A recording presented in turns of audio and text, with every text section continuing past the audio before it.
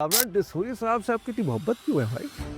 Governor और बार नजर आते हैं उनके साथ। कामरान टेसूरी जो है वो मैं तकलीद नहीं करता, मतलब मैं अंधा मुक़ल्लिद किसी किसी का भी नहीं, लेकिन मौजूदा दौर के अंदर, इस क़हतुर रिजाल के दौर के अंदर कामरान टेसूरी उम्मीद और आस की वो किरण है जिसके अंदर मैंने कुछ देखा है तो मैं उसका फ़ैन हुआ। अच्छा।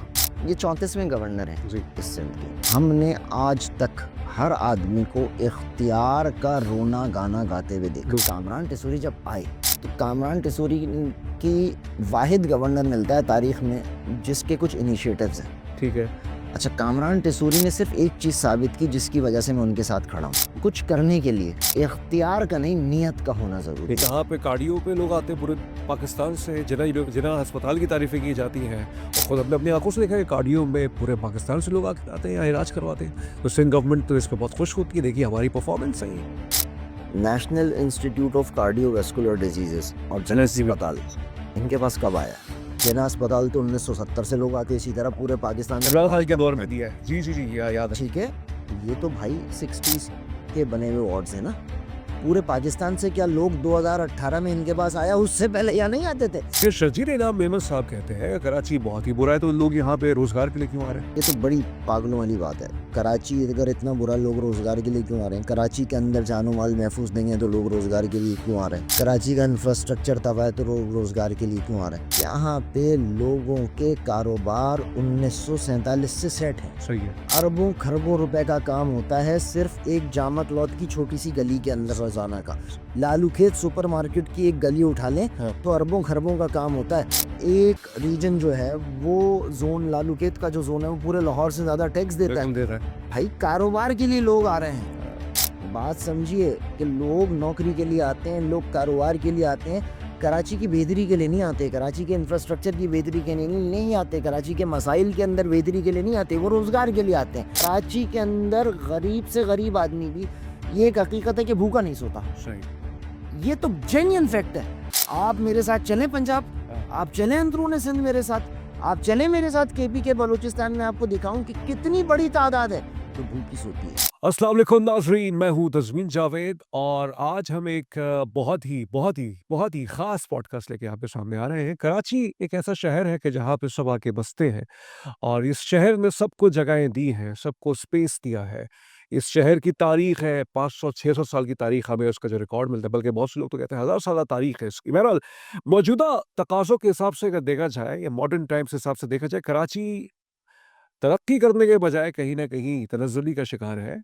हम कोई मायूसी नहीं फैलाना चाहते, लेकिन जो यहाँ पे इंफ्रास्ट्रक्चर के मामलात हैं, यहाँ पे एक जो स्पेस की कमी है लोगों के हवाले से, बहुत मेहनती लोग हैं यहाँ इस शहर के अंदर, चाहे वो उर्दू स्पीकिंग हो, चाहे वो पंजाबी हो, चाहे वो पख्तून हो, चाहे वो बलोच हो, चाहे वो गिलगित-बल्तिस्तान के लोग हों।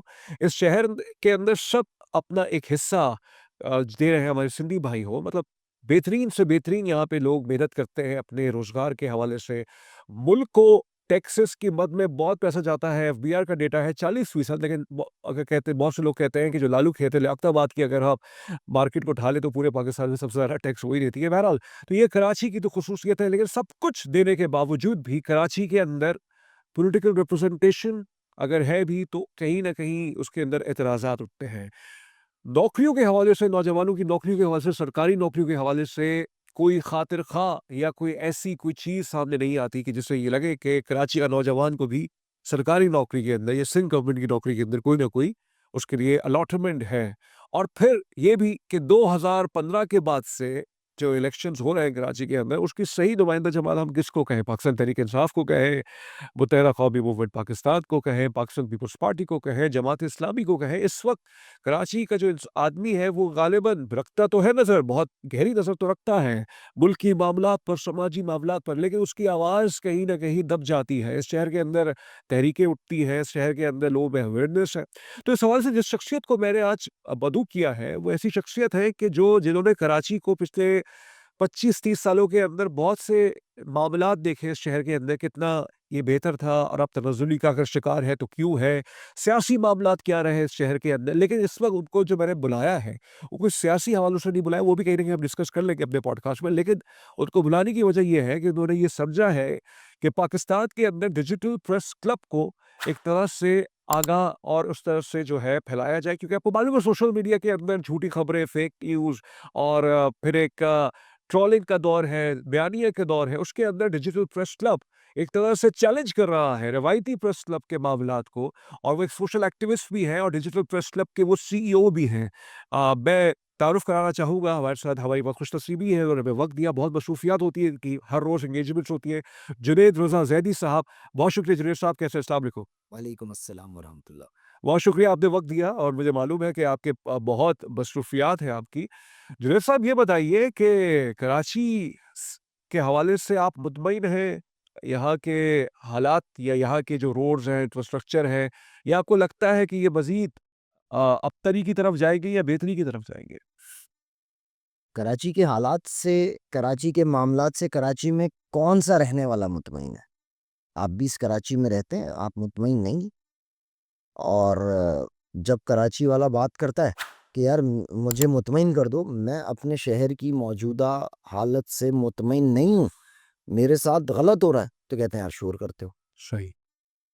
मैं तो कतई मुतमईन नहीं हूँ और मुझे बेहतरी के आसार भी कोई नज़र नहीं आते।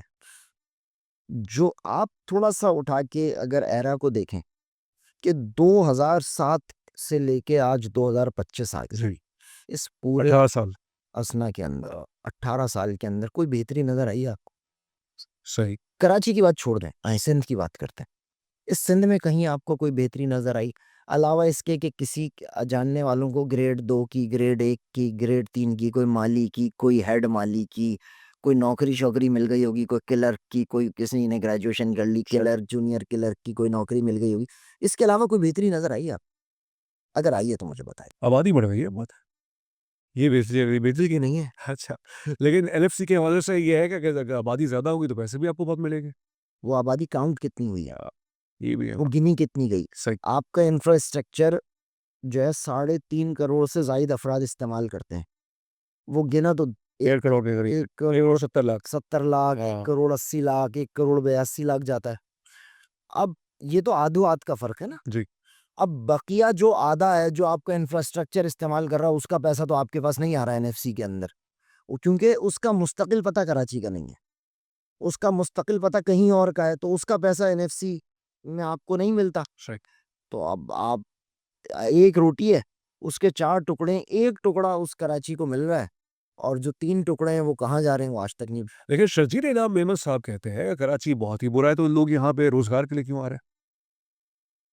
देखें, ये तो बड़ी पागलों वाली बात है। कराची अगर इतना बुरा, लोग रोज़गार के लिए क्यों आ रहे हैं? कराची के अंदर जानो-माल महफूज़ नहीं है तो लोग रोज़गार के लिए क्यों आ रहे हैं? कराची का इंफ्रास्ट्रक्चर तबाह है तो लोग रोज़गार के लिए क्यों आ रहे हैं? यहाँ पे लोगों के कारोबार 1947 से सेट हैं। सही है। अरबों खरबों रुपए का काम होता है सिर्फ एक जामा क्लॉथ की छोटी सी गली के अंदर रोजाना का। लालू खेत सुपरमार्केट की एक गली उठा लें हाँ। तो अरबों खरबों का काम होता है। शब्बर जैदी साहब, मैं तो अपनी बात नहीं कर रहा, मारूफ आदमी है। शब्बर जैदी साहब ने अपने 12 शोज के अंदर ये बोला कि लालू खेत का एक रीजन जो है, वो जोन, लालू खेत का जो जोन है वो पूरे लाहौर से ज्यादा टैक्स देता है। रकम दे रहा है। भाई कारोबार के लिए लोग आ रहे हैं। अ, बात समझिए कि लोग नौकरी के लिए आते हैं, लोग कारोबार के लिए आते हैं। कराची की बेहतरी के लिए नहीं आते, कराची के इंफ्रास्ट्रक्चर की बेहतरी के लिए नहीं आते, कराची के मसाइल के अंदर बेहतरी के लिए नहीं आते, वो रोज़गार के लिए आते हैं। इंफ्रास्ट्रक्चर इस्तेमाल करते हैं, रोज़गार करते हैं, कारोबार करते हैं। उसकी वजह कि इन्वेस्टर कराची में ना, पोर्ट कराची के अंदर, पैसा कराची के अंदर, इन्वेस्टर कराची के अंदर। कराची के अंदर गरीब से गरीब आदमी भी, ये एक हकीकत है कि भूखा नहीं सोता। सही। ये तो जेन्युइन फैक्ट है। आप मेरे साथ चलें पंजाब, हाँ। आप चलें अंदरूनी सिंध मेरे साथ, आप चलें मेरे साथ केपी के बलूचिस्तान में, आपको दिखाऊँ कि कितनी बड़ी तादाद है जो भूखी सोती है। कराची लेकिन उसमें देखिए जुनैद साहब, बिल्कुल आपकी बात कहीं न कहीं उससे मुत्तफ़िक। इसलिए आ रहे हैं ना भाई। हाँ, लेकिन उसमें एक एक ज़ाविया ये भी है ना, कल बिलावल साहब ने बहुत खुशी से बताया, आपने तकरीर में सुनी होगी, देखिए खैरपुर ज़ोन को, फ्री ज़ोन को फाइनेंशियल टाइम्स ने इंक्लूड कर लिया। अच्छा, गवर्नमेंट ये कहती है कि कोई ना कोई हमने भी अच्छा काम किया होगा ना, इसकी वज़ह से टैक्सेस भी हम ज़्यादा दे रहे हैं।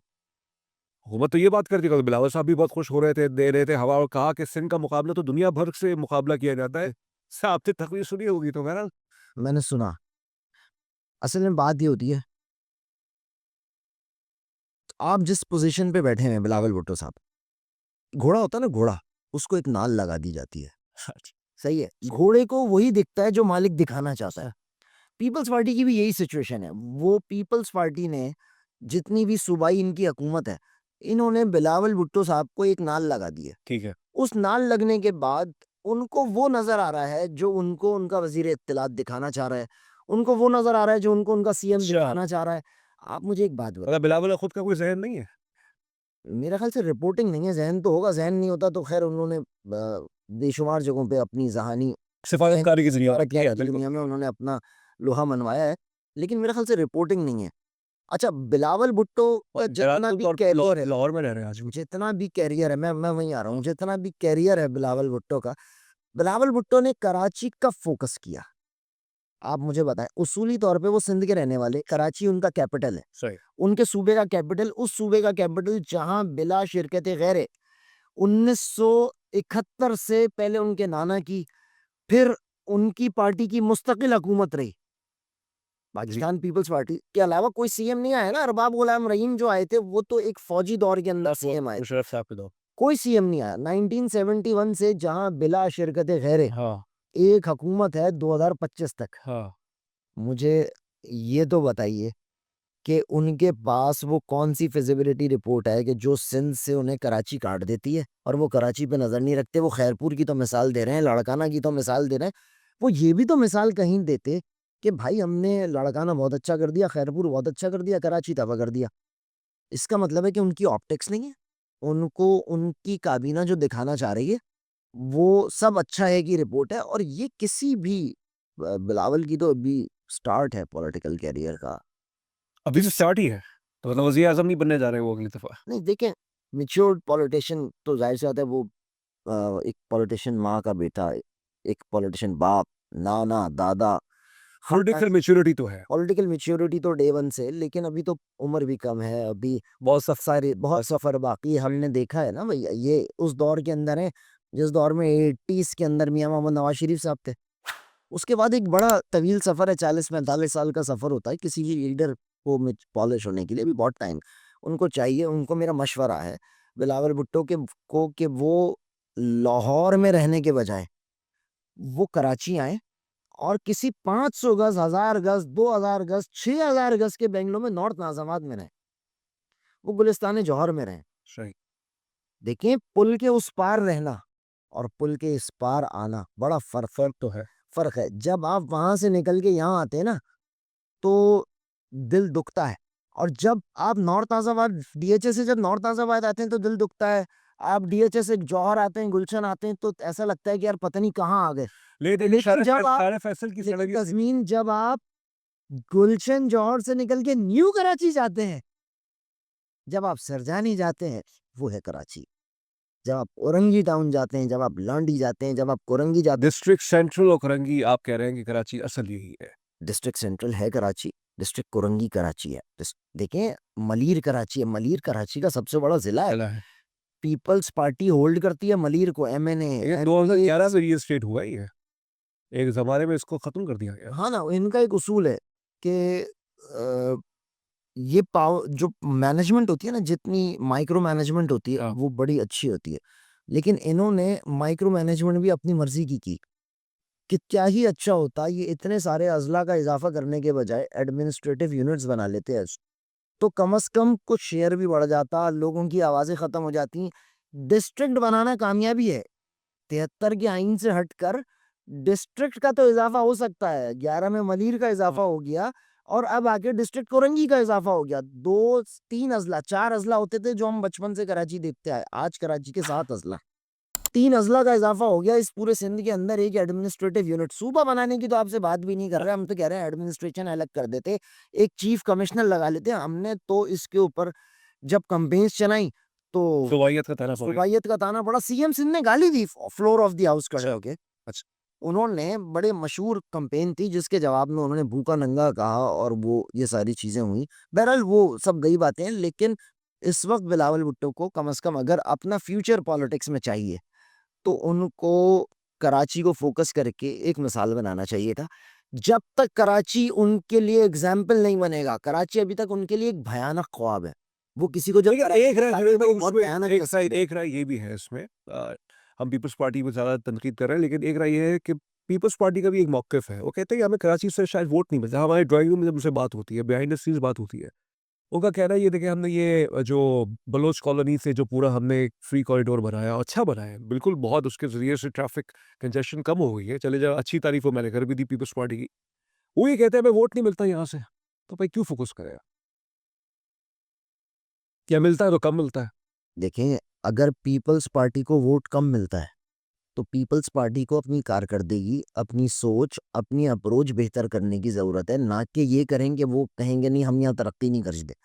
अच्छा, यहाँ से वोट नहीं मिलता। यार कराची वाले तो हैं ही ऐसे, पीपल्स पार्टी को वोट नहीं देते, पीपल्स पार्टी यहाँ क्यों काम करे? वोट की जाइए, जी। गढ़ी खुदाबख्श जाइए, चंबड़ जाइए, शहदाद कोट जाइए, एक वो लिवर हॉस्पिटल के अलावा हाँ, लिव कोई क्रेडिट तो बताएं पूरे सिंध के अंदर। सही। अगर 71 से लेके आज तक बिला शिरकत गैर हुक्मरानी का क्रेडिट एक अस्पताल है और दूसरी नहीं, को ये साथ आपने ये कहते हैं यहाँ पे कार्डियो पे लोग आते हैं पूरे पाकिस्तान से, जिन्ना अस्पताल की तारीफ़ें की जाती हैं और खुद हमने अपनी आँखों से देखा है कार्डियो में पूरे पाकिस्तान से लोग आके आते हैं यहाँ इलाज करवाते हैं। तो सिंध गवर्नमेंट तो इस पे बहुत खुश होती है, देखिए हमारी परफ़ॉर्मेंस है ये। National institute of cardiovascular diseases और जिन एनएसजी में अस्पताल इनके पास कब आया है? वफ़ा 2018 में आया है। जिना अस्पताल तो 1970 से लोग आके इसी तरह पूरे पाकिस्तान में। इमरान खान के दौर में दिया है। जी, जी, जी, याद है। ठीक है, हाँ, ये तो जब से जिना अस्पताल बना कराची के अंदर, ये जो जिना अस्पताल था और इसके साथ बच्चों का वार्ड जी, और ये दिल का वार्ड कहते हैं एनआईसीबीडी, जी, जी, एनआईसीएच है जो कि बच्चों का वार्ड है, जिसे अजबाल का वार्ड जी। कहा जाता। ये तो भाई 60s के बने हुए वार्ड्स हैं ना। पूरे पाकिस्तान से क्या लोग 2018 में इनके पास आया, उससे पहले यहाँ नहीं आते थे? वो मेरे भाई बस उधर देखो यार, समीन भाई, तस्मीन भाई, लोग क्योंकि पाकिस्तान के अंदर कार्डियोवैस्कुलर डिजीजेस का कोई और अस्पताल है ही नहीं। सही।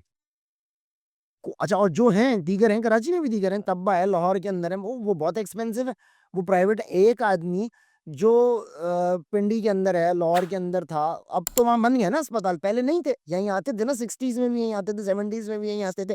ये तो विफाक चलाता था। हाँ। इनका क्रेडिट तो 18 के बाद ये होना चाहिए था कि हमने जब सूबाई सेहत जो सूबे के मामलात के पास आई, सूबे के पास जब सेहत के मामलात आए, तो ये एक एनआईसीवीडी था जो विफाक ने बनाया था। हमने आज 50 एनआईसीवीडी शहर के अंदर बना दिए। हमने इस पूरे सूबे के अंदर 80 लेकिन मुराद शाह तो उस पे खुश होते हैं ना, अगर कोई ऐसी इक्विपमेंट मशीनरी मंगवाई जाती है कैंसर के इलाज के लिए या ब्रेन ट्यूमर के इलाज के लिए, तो ये भी तो अच्छे इक़दामात हैं सिंध हुकूमत के। भाई, बिल्कुल अच्छे इक़दामात हैं, लेकिन तरफ देखें, एक मशीनरी आई, वो अस्पताल की ज़रूरत थी, उस पे आप खुश हुए, आपने मंगवाई, भाई बहुत अच्छी बात है, बेहतरीन बात है कि आपने मंगवाई।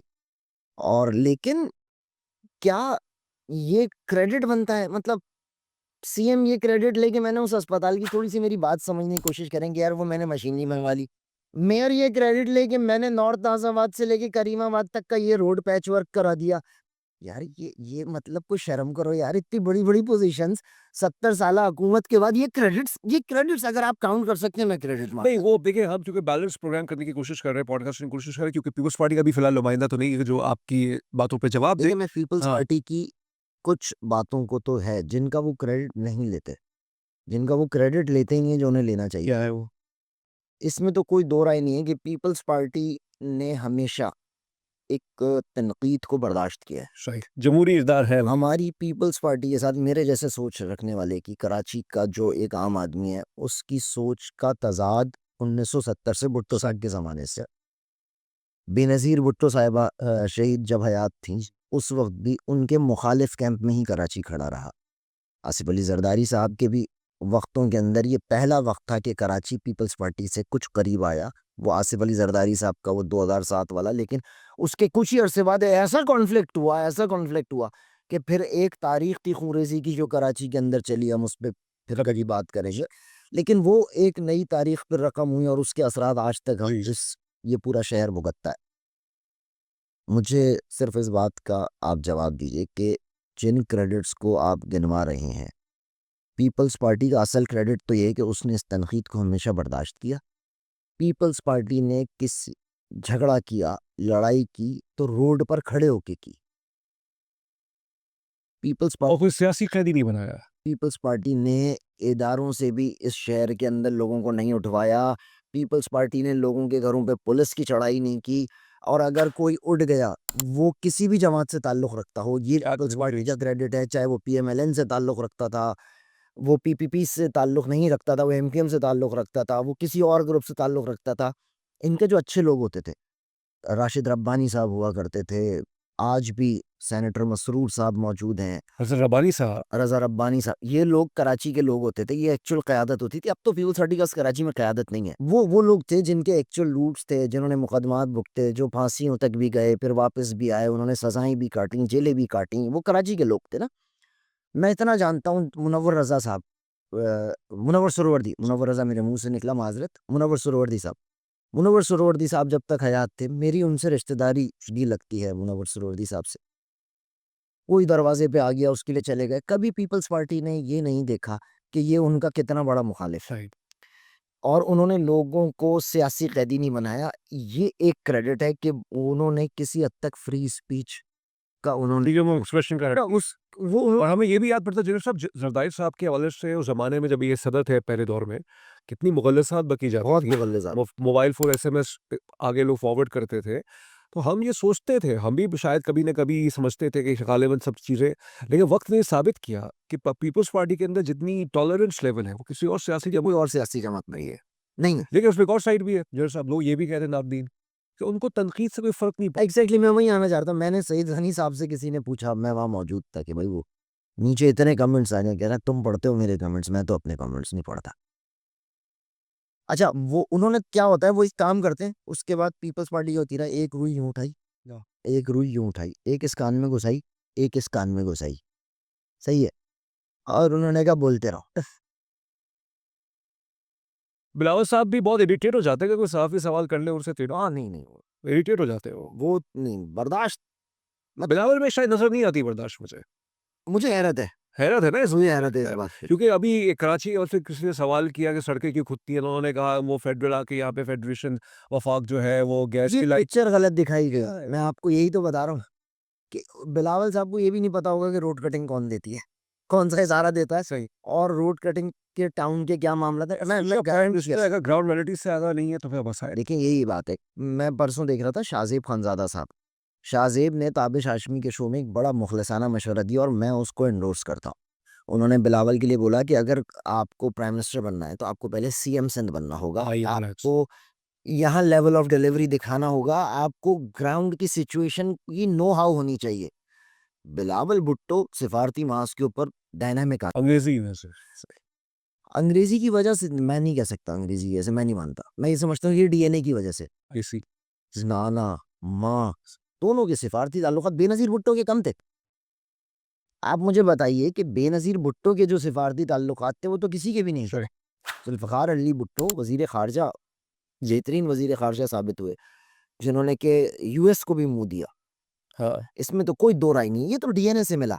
बाकी उसके अलावा शायद जो कुछ मिला, वो ज़रदारी साहब से मिला। सही सही है। बहरहाल पीपल्स पार्टी की वजह से डिस्कशन को यहाँ रोकते हैं। यार ये बताइए ये डिजिटल प्रेस क्लब बनाने का ख़्याल आपको कैसे आया और आपने तमाम पुराने सहाफ़ियों को ही चैलेंज कर दिया एक तरह से? असल में हुआ ये कि 2018 के इलेक्शंस के दौरान हाँ। मेरे उस्ताद, मेरे मोहसिन सैयद अली रज़ा आब्दी शहीद उस वक़्त हयात थे।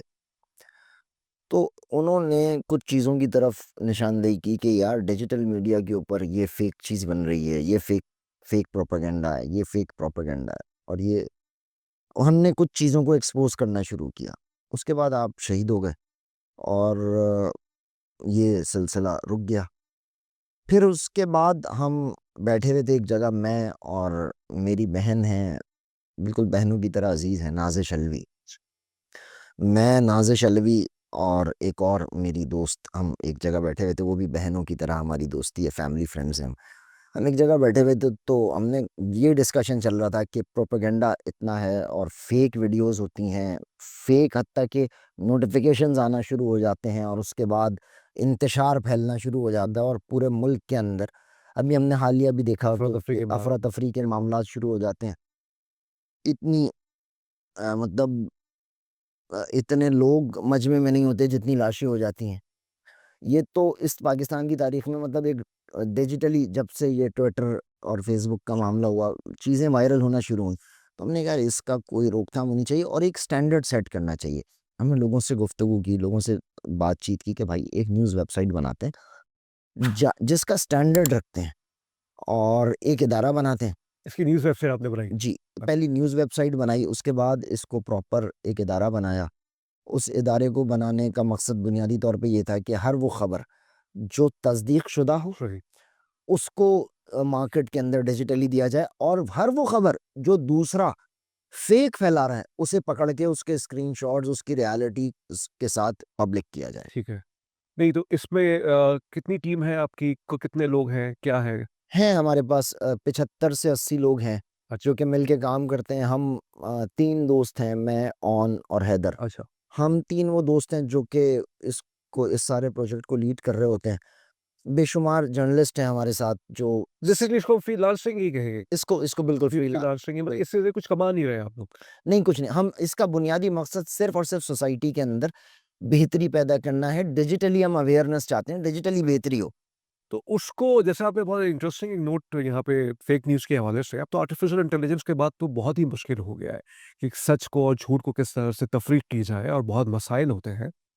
एक मसला इस वक़्त जो आता है, आप भी इससे आगाह हैं कि जो बयानिए बनाए जाते हैं सियासी जमातों की तरफ से या रियासत की तरफ से या रियासत के दुश्मनों की तरफ से, हकीकत छुप जाती है, प्रोपेगेंडा ऊपर आ जाता है। हाँ, ये बदनसीबी है तज़मीन भाई कि प्रोपेगेंडा जीत जाता है। अच्छा, ये प्रोपेगेंडा की लेकिन जो लाइफ़ होती है बहुत छोटी होती है। ठीक। हमने देखा है प्रोपेगेंडा जो है वो असेंबली के हलके खोलने से 4 हलकों के ऊपर आके रुकता है और 4 हलकों के बाद 2 हलकों पे ख़त्म होता है। हमने प्रोपेगेंडा वॉर के अंदर देखा है कि एक किसी को जब टारगेट किया जाता है और उसके खिलाफ एक पूरा प्रोपेगेंडा आ जाता है, लेकिन उसकी जत्था आ जाता है, जत्था आ जाता है। ऑनलाइन जत्था। अच्छा, उसके साथ जब स्विंग न्यूट्रल लोग मिलते हैं ना, लेकिन वो जो स्विंग लोग होते हैं जो उनके साथ आके जुड़ते हैं, तो उसकी लाइफ बहुत थोड़ी होती है, उसके बाद उनसे हट जाते हैं।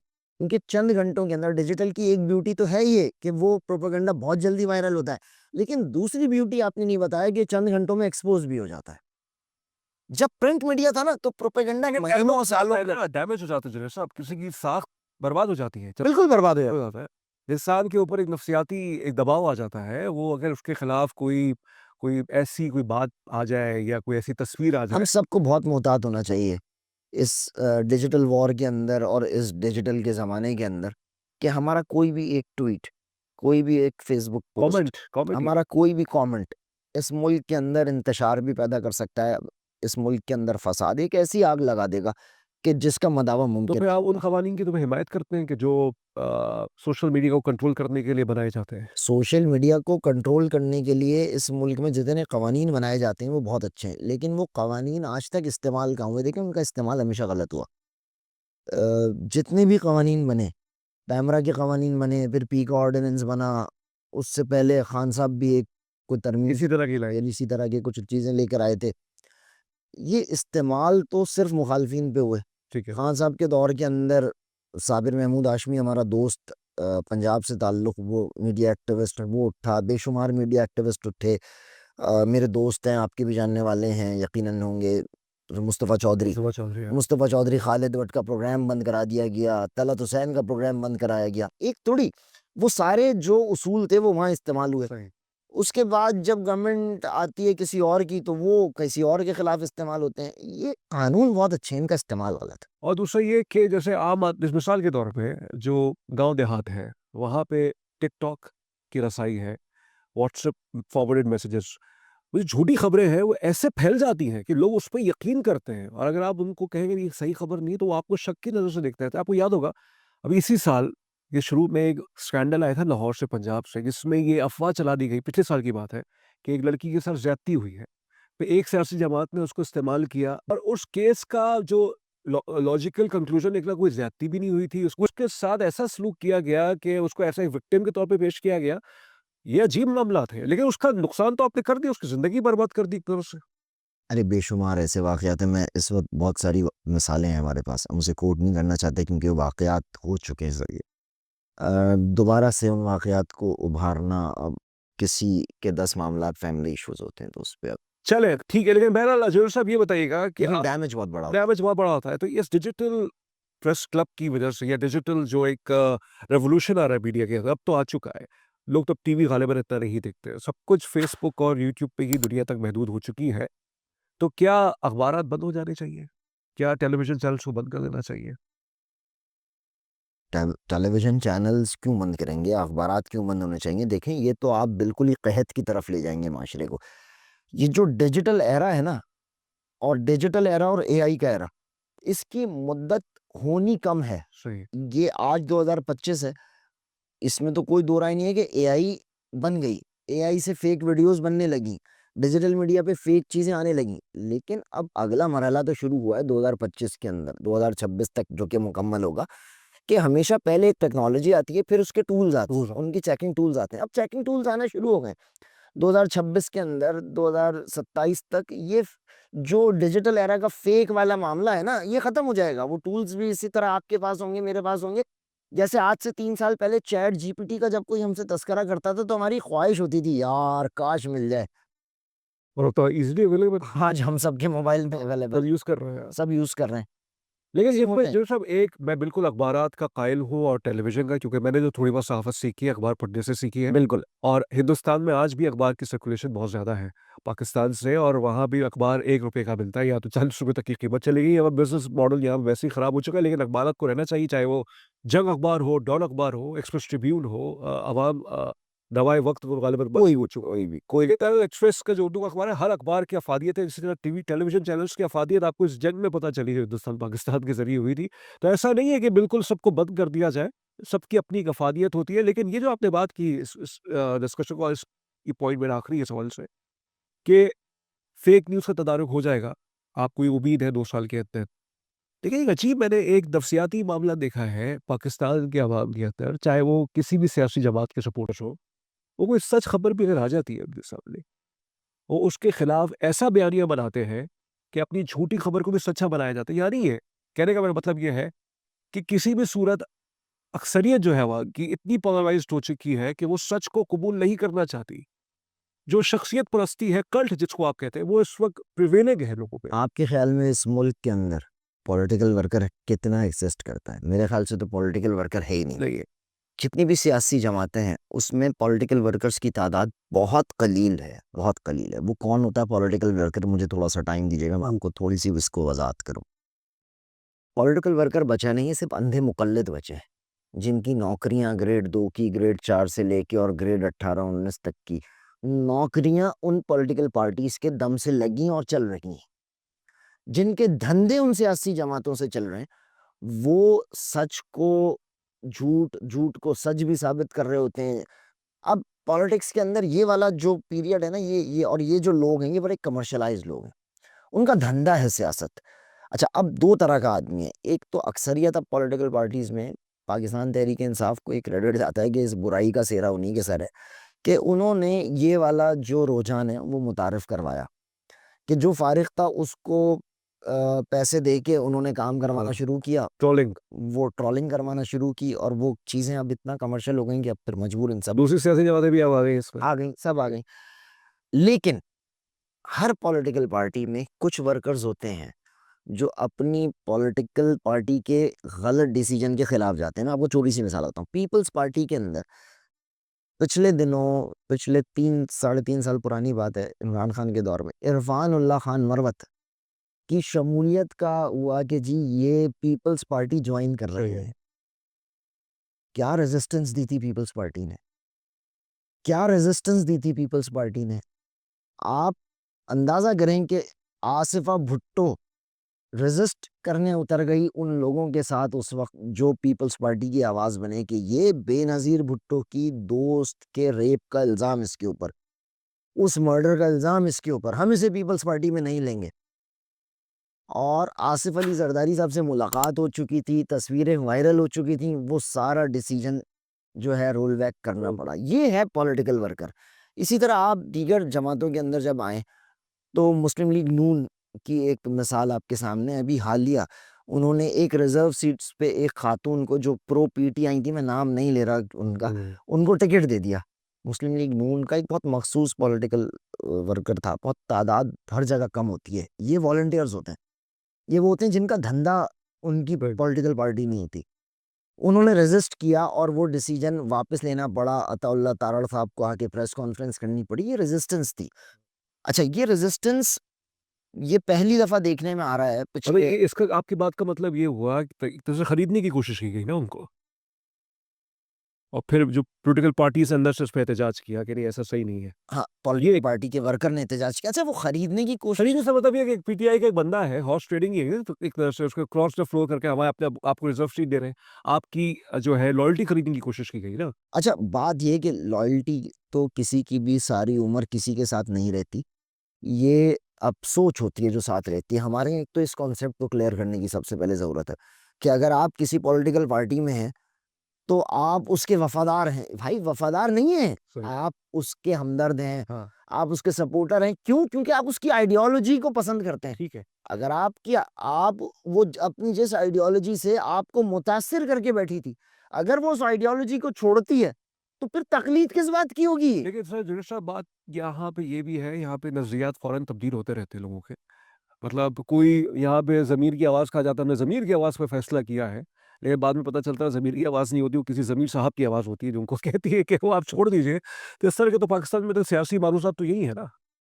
देखिए, ये आज के दौर में होता है और पॉलिटिकल पार्टी तब्दील होना, लोग लोटा-वोटा बहुत सारी बातें करते हैं। एक तो एक ऐसा शख्स है जो आज इस पॉलिटिकल पार्टी में, फिर इख्तियार का वक़्त आया वो उस पॉलिटिकल पार्टी में चला गया जिसका और इख्तियार, लोटा कहते हैं हाँ। फिर किसी और का, वो तो लोटा एग्रीड कि वो हर इख्तियार वाले के साथ अपने पैसे के बल पे खड़ा होता है। मैं किसी का नाम नहीं ले रहा, वो साहब पहले पीपल्स पार्टी में, पीपल्स पार्टी के बाद अब काफ लीग बाद पीएमएलएन, वो हर जगह सेनेटर है, आज जमीयत उलमा इस्लाम के सेनेटर हैं वो साहब, और वो हर जगह सेनेटर रहे। सही है। तो पैसे के बल पे ये तो लोटाग्रेसी है। लेकिन एक ऐसा शख्स जो किसी नज़रियात के ऊपर कहीं खड़ा हो, वो उसके साथ खड़ा था। उसने महसूस किया कि उसकी लीडरशिप उस नज़रिए से हट रही है और वो स्विच करता है। ठीक है। कायद-ए-आज़म की मिसाल इसमें सबसे बड़ी है कि कायद-ए-आज़म ने कांग्रेस से स्विच किया था मुस्लिम लीग के अंदर। देखिए, एक जगह खड़े रहना तो वैसे भी, अगर गलत आपका लीडर है, आप फिर भी उसकी तक़लीद करते चले जा रहे हैं, तो ढिठाई और बेगैरती है। सही। अच्छा ठीक है, इस पे कभी चला इस डिस्कशन को आगे लेके चलते हैं। शिवजी साहब कुछ तस्वीरें देखी हैं मैंने आपकी यार। आप गवर्नर कामरान नेहरू हाँ, कामरान टिस्सू साहब की अरे मैं तस्वीर। तो डर गया, पता नहीं कौन-सी तस्वीरें तो आपने देख ली। मैंने कहा अल्लाह माफ़ करे, हमारे तो कभी ऐसे शौक नहीं रहे। नहीं बेशक है, अल्लाह ने हमें ऐसी कोई तस्वीर नहीं देखी, लेकिन कामरान टिस्सू साहब से आपकी इतनी मोहब्बत क्यों है भाई? गवर्नर और बार नज़र आते हैं उनके साथ। नहीं, नहीं, मैं अ, कामरान टिसोरी साहब से मोहब्बत की वजह पूछी आपने। हाँ। और वाक़ई है आपको मोहब्बत उनसे? हाँ, हाँ, मुझे है। कामरान टिसोरी जो है वो, मैं तक़लीद नहीं करता, मतलब मैं अंधा मुक़ल्लिद किसी किसी का भी नहीं हूँ। लेकिन मौजूदा दौर के अंदर, इस क़हतुर्रिजाल के दौर के अंदर कामरान टिसोरी उम्मीद और आस की वो किरण है जिसके अंदर मैंने कुछ देखा है तो मैं उसका फ़ैन हुआ हूँ। अच्छा। आप मुझे एक बात बताइए, हम ये 34वें गवर्नर हैं जी। इस सिंध के, और वज़राए आला भी इस सिंध में आए गए रहे, मेयर भी आए गए रहे। हमने आज तक हर आदमी को इख्तियार का रोना गाना गाते हुए देखा। बिल्कुल यही हुआ है। जो गवर्नर इससे पहले रहे, जितने भी रहे, चाहे वो ज़ुबैर भाई हों, चाहे वो इमरान इस्माइल साहब हों, इरशाद भाई का जो दौर था वो तो गवर्नर्स का बड़ा इख्तियार वाला दौर था। 12-15 साल का वो था। तो वो तो बहुत इख्तियार वाला दौर था। उस एरा को अगर हटा दें तो गवर्नर सिर्फ़ एक सेरेमोनियल पोज़ीशन रह गई। सिर्फ़ 2 गवर्नर्स जो मेरी याददाश्त है कि एक डॉक्टर इशरतुल इबाद और एक मोइनुद्दीन हैदर। ये कब थे? इशरत भाई से पहले थे, अच्छा। डॉक्टर इशरतुल इबाद से पहले थे। अच्छा, ये 2 क्योंकि फ़ौजी अदवार के गवर्नर थे, ठीक है। तो ये बड़े पावरफुल गवर्नर्स थे। देखिए अरशद भाई ने तो पीपल्स पार्टी के दौर में भी कंटिन्यू किया। कंटिन्यू किया, लेकिन उस वक़्त भी 18वीं तरमीम नहीं आई थी। बहुत सारे इदारे, बहुत सारी चीज़ें गवर्नर के पास थीं, बहुत सारी इख्तियारात गवर्नर के पास थे। और फिर जब chief executive of the state के आप लाडले हों तो वैसे भी इख्तियार आपके पास होते हैं। मुशर्रफ साहब के तो पसंदीदा आदमी थे डॉक्टर इशरतुल इबाद। तो इस एरा को तो हटा दें। एक डॉक्टर इशरत लिबात के एरा को हटा दें, एक मोइनुद्दीन हैदर के एरा को हटा दें। सही। लेफ्टिनेंट जनरल थे मोइनुद्दीन हैदर भी। तो इन 2 एराज़ को अगर आप हटा देते हैं तो गवर्नर सिर्फ़ एक सेरेमोनियल पोज़ीशन बन के रह गई, जो कि आता था, कभी किसी किताब का इफ्तिताह कर दिया कि रूनुमाई हुई तो वहाँ जाके फ़ीता काट लिया। किसी सरकारी दफ़्तर का कोई इफ्तिताह है या किसी पार्क का इफ्तिताह, तो वहाँ तख्ती लग गई कि इज़्ज़त माफ़ फलाँ-फलाँ गवर्नर के हाथों, ये फ़ीता कटा है। सीधा करना है, ठीक है। कामरान टिसूरी जब आए, तो गवर्नर की तो पोज़ीशन बिल्कुल निल बटा सन्नाटा, ज़ीरो। सही। और उससे पहले क्योंकि 2 गवर्नर जो हमारे पास गुज़रे, उनके पास भी तो वही इख्तियार का रोना रहा 18वीं तरमीम के बाद कि भाई गवर्नर कुछ नहीं कर सकता। असेंबली एक रूल निकाल के आपको भेजती है, आपको कोई आईनी तरमीम भेजती है, आप उसको सिग्नेचर कर देते हैं, कोई बिल भेजती है, आप उसको सिग्नेचर कर देते हैं। गवर्नर का ये काम है। गवर्नर सिर्फ़ पावर्स को एन्जॉय करता है, जाके टन-टन कहीं फीते-वीते काट लिए। और लेकिन कामरान टिसूरी जब आए तो मुझ समेत हम सब का यही इत्तेफ़ाक था कि ये क्या कर लेंगे? मतलब जो 33 गवर्नर नहीं उखाड़ सके, वो 34वां आगे तो कुछ नहीं कर सकता ना भाई। जो 33 नहीं कर सकते, वो 34वां क्या आपकी बात करेगा? का मतलब लेकिन कामरान टिसूरी कुछ उखाड़ा है? कामरान टिसूरी जब आए, तो कामरान टिसूरी की वाहिद गवर्नर मिलता है तारीख़ में जिसके कुछ इनिशिएटिव्स हैं। ठीक है। अच्छा, कामरान टिसूरी ने सिर्फ़ एक चीज़ साबित की जिसकी वजह से मैं उनके साथ खड़ा हूँ, सही। कि इस सूबे के अंदर कुछ करने के लिए इख्तियार का नहीं, नियत का होना ज़रूरी ठीक। है। कामरान टिसूरी ने जो उनका सबसे बड़ा इनिशिएटिव है, जिसको मेरा नहीं ख़्याल कि उतनी उसको पज़ीराई मिल सकी, और उस इनिशिएटिव की वजह से मैं उनका फ़ैन हुआ। उनका आईटी मार्की, उन्होंने 50,000 बच्चा उनके पास आके कोडिंग, सही। डिकोडिंग, एआई, पाइथन, ब्लॉकचेन की तालीम। देखिए, उसमें तो फलाही तंज़ीम का भी किरदार है ना, जो उनके साथ जुड़ के काम किया है। देखें, फलाही तंज़ीमें 2 थीं उसके अंदर। एक फलाही तंज़ीम का किरदार नहीं था, उसके अंदर 2 फलाही तंज़ीमों का किरदार था जो उनके साथ खड़े हुए, उनके दोस्त थे ना। सही। फलाही तंज़ीम ने आके खुद से तो कुछ नहीं किया। कामरान टिसूरी साहब के जितने इनिशिएटिव्स हैं, मैं वहीं आ रहा हूँ कि वो पूरे कैसे होते हैं। कि यहाँ पे और भी लोग थे, यहाँ पे एक उनके एक और दोस्त हैं जिनको मैं जानता हूँ कि जिन्होंने मार्की लगाई, जिनको मैं जानता हूँ कि कुछ लोगों ने कंप्यूटर्स प्रोवाइड किए, कुछ ने टीचर्स की फीसेस की ज़िम्मेदारी ली। अच्छा, ये सारा उन्होंने एक सर्कल बनाया जो अपने दोस्तों का था। ठीक है। इसके अंदर कहीं सरकारी रुपया एक इस्तेमाल नहीं हुआ, किसी टैक्स का पैसा नहीं लगा, गवर्नमेंट ऑफ सिंध से कोई पैसा नहीं लिया गया। आप मुझे बात तो बताइए, जो अरबों रुपए के फंड लेके बैठे हुए हैं, उनके पास 5,000 बच्चा पढ़ रहा है कहीं? कौ कौन ऐसा आदमी है इस सूबे के अंदर? आप जब पंजाब जाते हैं तो दानिश स्कूल देख के जी, तबीयत खुश होती है ना बिल्कुल आपकी? होती है। बहुत बड़ा प्रोजेक्ट है वो। आप यकीन कीजिए। और ये परवेज़ इलाही साहब लेके आए थे ना दानिश जी, परवेज़ इलाही जी, साहब लेकर आए थे। आप अंदाज़ा, अच्छा लेकिन किसी ने बंद नहीं किया, कंटिन्यू किया। कंटिन्यू किया। सबने कंटिन्यू किया उसे। जी। आज आईटी मार्की आई है, 50,000 बच्चा, रंग, नस्ल, मज़हब, लिसान, हर किस्म की तफ़रीक से अलग होके सबके लिए इक्वल अपॉर्च्युनिटी। सबके लिए इक्वल अपॉर्च्युनिटी है। मुझे बताइए, क्या ये डोर किसी ने खोला? जो लोग कहते थे कि हम गवर्नर हाउस की दीवारें गिरा देंगे, यूनिवर्सिटी बना देंगे, उन्होंने तो यूनिवर्सिटी बनाई नहीं, उन्होंने तो सिर्फ कुत्ते पाले, मुर्गों की लड़ाइयाँ लड़वाई, कुत्तों की लड़ाइयाँ लड़वाई, शाम की महफिलें सजाई। कामरान टिसूरी ने आईटी मार्की बनाई, कामरान टिसूरी ने इसी गवर्नर हाउस के अंदर राशन मार्की बनाई, जहाँ रंग, नस्ल, मज़हब की बुनियाद से आज़ाद होके, इस क़ैद से आज़ाद होके कोई भी आता है, बताता है कि मैं इस कराची का रहने वाला हूँ, मुझे राशन की ज़रूरत है।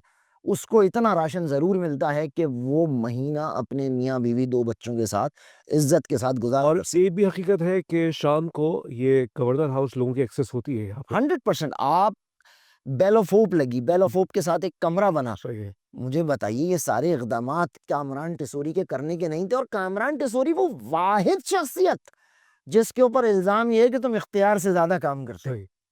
अब इन तमाम बातों के बाद किसी का मद्दा होना, किसी का दोस्त होना बनता है। हुँ।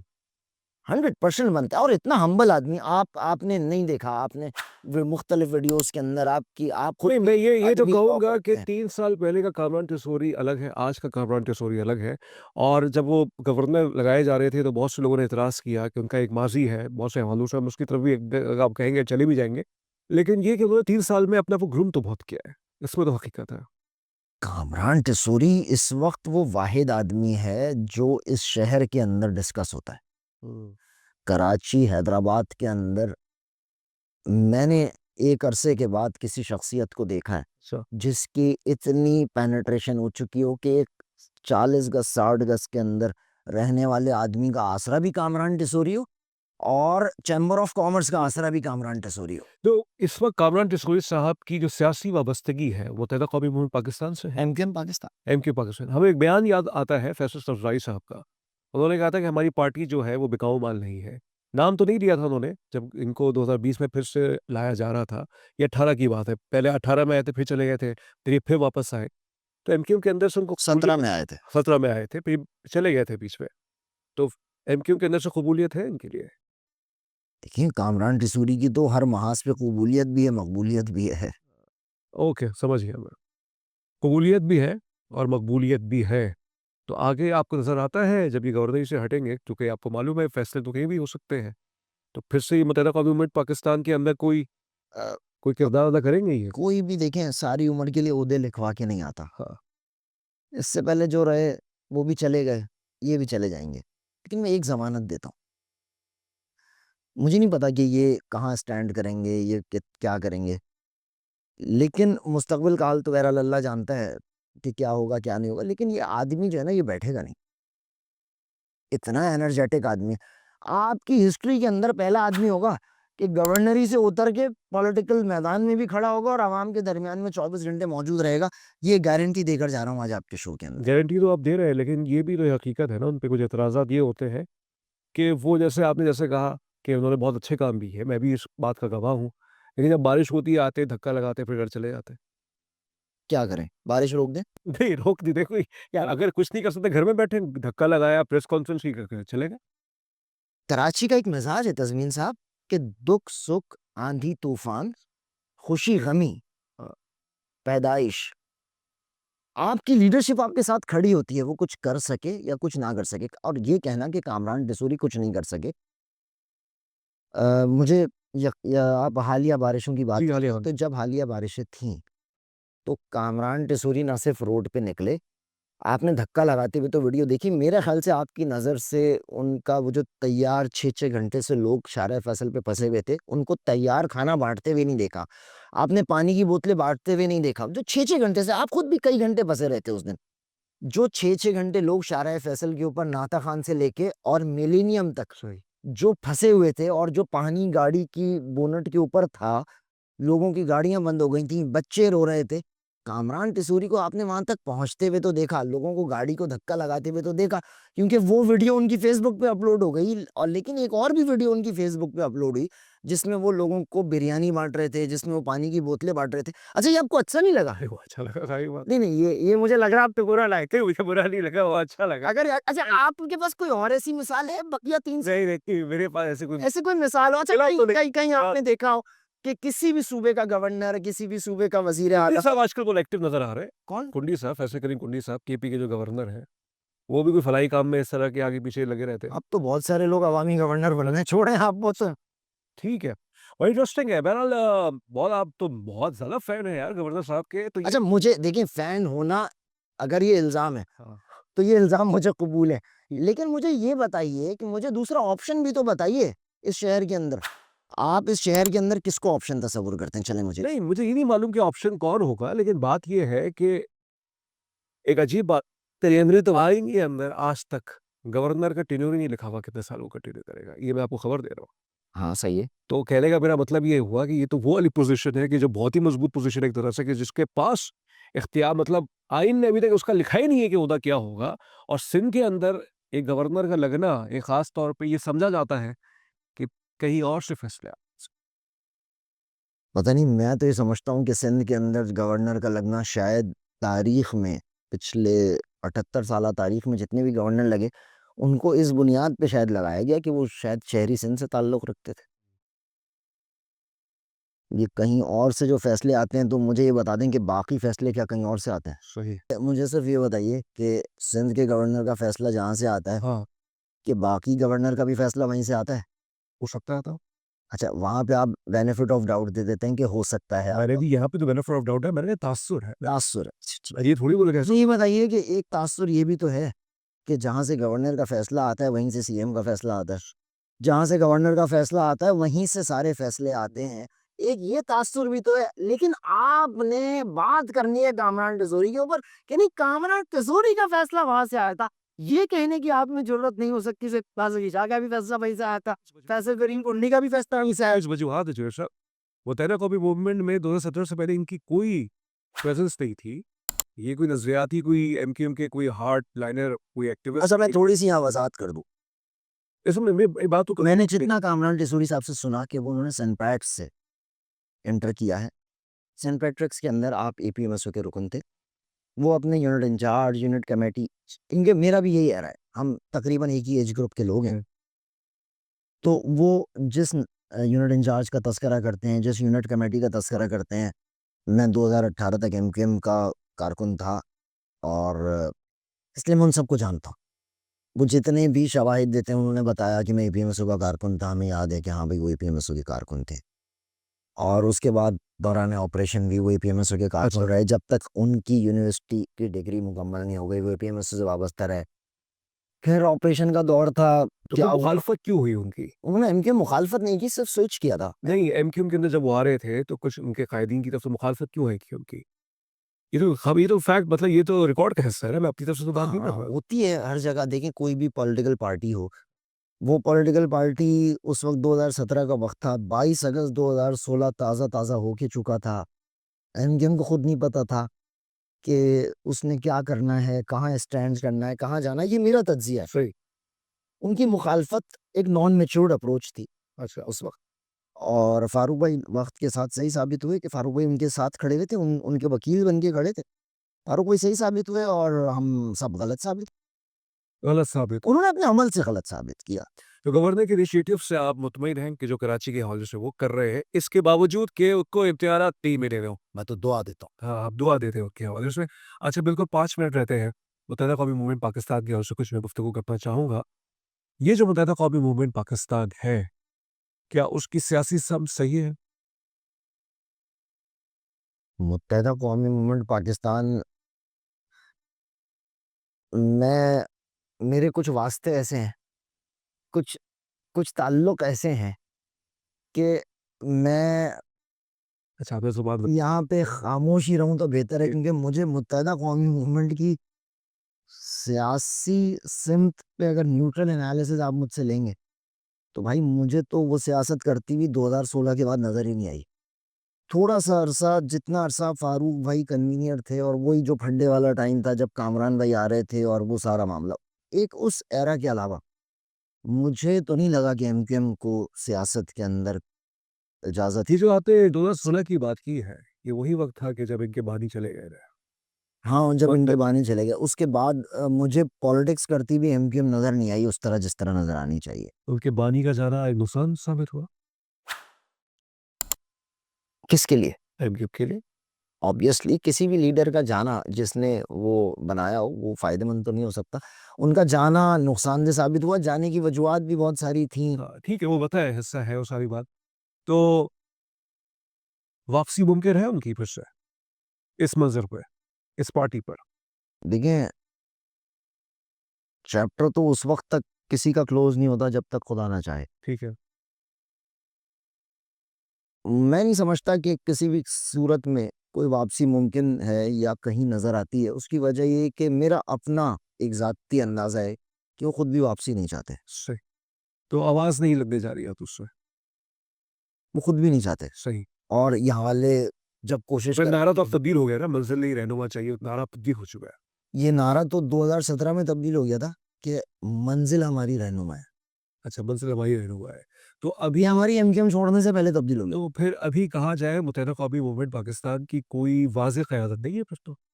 क़यादत तो है। मतलब वो ठीक है, ओहदे तो मिले हुए हैं, खालिद भाई जो है और लोगों को भी मिले हुए हैं। अभी हैदर भाई की भी वापसी तो है, एमक्यू में तो आ चुके हैं, अभी उन्होंने प्रेस कॉन्फ्रेंस हैदर भाई ने एमकेएम छोड़ी कब थी? नहीं छोड़ी थी। वो कुछ देर के लिए चले गए थे ना मुल्क से बाहर, मुल्क से बाहर चले गए थे, फिर वापस आके रहे, फिर वो 2 साल बाद गालिबन उन्होंने आके प्रेस कॉन्फ्रेंस के भी 2 हफ्ते नहीं, नहीं, पहले। वो मुल्क से बाहर नहीं थे भाई।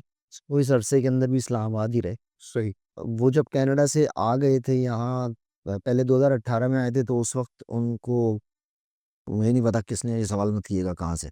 कहीं से इजाज़त नहीं मिली थी तो वो 2 घंटे रुक के, 1.5 घंटा रुक के वापसी की फ़्लाइट पकड़ के निकल गए थे। ठीक है।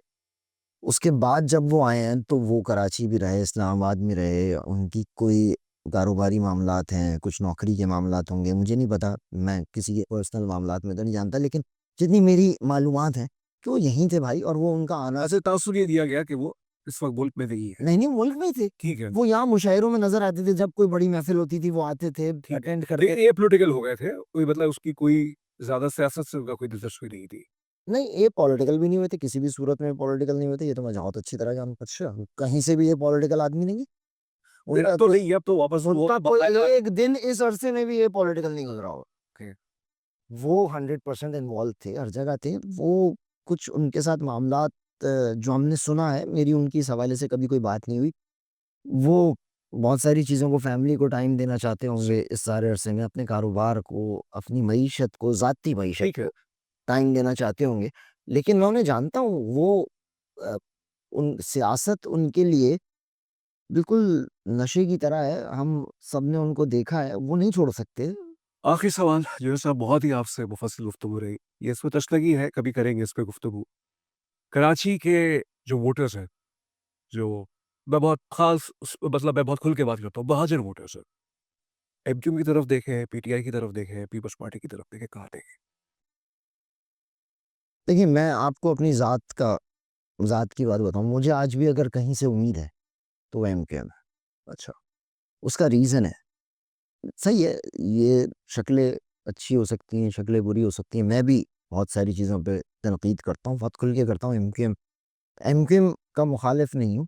बहुत सारे लोगों का से मुखालिफ हो सकता हूँ, किसी की सोच से मुखालफत हो सकती है, किसी शख्स की सोच, किसी शख्स के अमल से मुखालफत हो सकती है, नज़रिए को छोड़ने पे आप सबसे मुखालफत हो सकती है, नज़रिए से हट जाने पे आप सबकी मुखालफत हो सकती है। लेकिन वर्ड एमकेएम का मैं आज भी बहुत बड़ा हिमायती हूँ, उसकी उसका रीज़न है।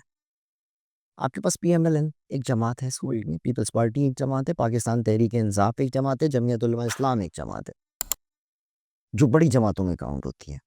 मुझे कोई एक जमात बताएँ, जिसने लोअर मिडल क्लास को टिकट दिया हो या टिकट ना बेचे हों या पैसों का लेन-देन इस मफलूकुल हाल एमकेएम के अंदर, इस जिसको कि दुनिया सलावातें सुना रही है, क्या कोई एक इल्ज़ाम टिकट बिकने का लगा? क्या कहीं से पैसों की आवाज़ें आई? अभी भी इनके मेरे ख़्याल से 2 मिनिस्टर्स इस वक़्त मौजूद हैं। एक खालिद मकबूल जी, सिद्दीकी साहब इमरान खान के दौर में वो टेन्योर में मिनिस्टर रहे, आज भी मिनिस्टर हैं। मुस्तफ़ा कमाल साहब मिनिस्टर हेल्थ हैं। के मिनिस्टर। गवर्नर सिंध गवर्नर हैं कामरान खान टसूरी साहब।